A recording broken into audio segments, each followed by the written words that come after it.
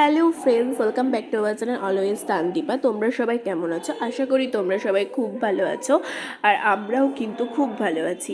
তো আমার ইউটিউব চ্যানেলের সকল বন্ধুদের জানাই হ্যাপি নিউ ইয়ার। সবার নতুন বছর খুব ভালো কাটুক। তো এরপর দেখো, আমি নিয়ে চলে এসেছি আজকে অনেক দিন পর আর নতুন বছরের প্রথম রান্নার ভিডিও অনেক দিন তোমাদের সাথে শেয়ার করা হয়নি। তো আজকে নতুন বছরের জন্য নিয়ে এসেছি তোমাদের কাছে শাক, মানে বস্তুকা শাকের রেসিপি। এই শাকটা খেতে কিন্তু খুব টেস্টি হয়। তো এই শাকের ভিডিওটা দেখতে গেলে কিন্তু তোমাদেরকে স্কিপ না করে পুরো ভিডিওটা দেখতে হবে। আর যারা আমার চ্যানেলে নতুন আছো তারা কিন্তু চ্যানেলটিকে সাবস্ক্রাইব করে দিও। তো এখানে দেখতেই পেলে বস্তুকা শাকটাকে ভালো করে ধুয়ে গরম হয়ে কিন্তু আমি ওর মধ্যে কেটে হবে পরিমাণ মতো তেল, আর দিয়ে দিতে হবে কাঁচা লঙ্কা আর কালো জিরা ফোড়ন দিয়ে পরিমাণ মতো রসুনের কোয়া দিয়ে কিন্তু রসুনটাকে একটু ভেজে নিতে হবে হালকা।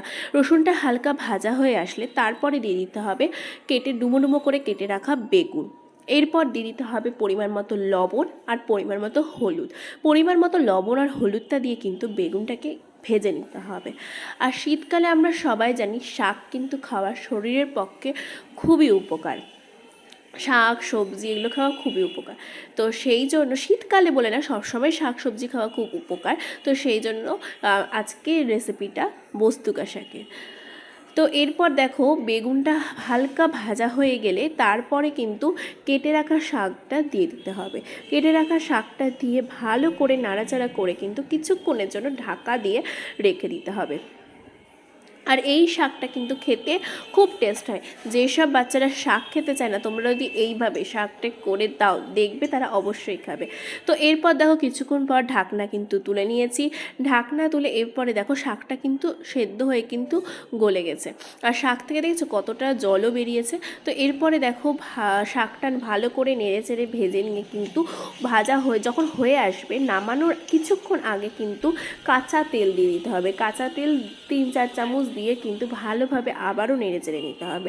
এরপরে আমাদের শাকের রেসিপি, বস্তুকা শাকের রেসিপি কিন্তু পুরো কমপ্লিট।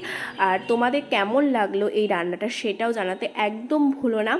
আজকের ভিডিওটা এই পর্যন্ত। ভালো লেগে থাকলে like, comment, share and subscribe করে দিও। আর এই শাক রান্না করলে কিন্তু তোমার বাড়ির সবাই দেখবে এক আধা ভাত বেশিই খাবে। গরম গরম ভাতের সাথে বলো বা রুটির সাথে বলো, খুব ভালো লাগে এই শাকটা। Thank you.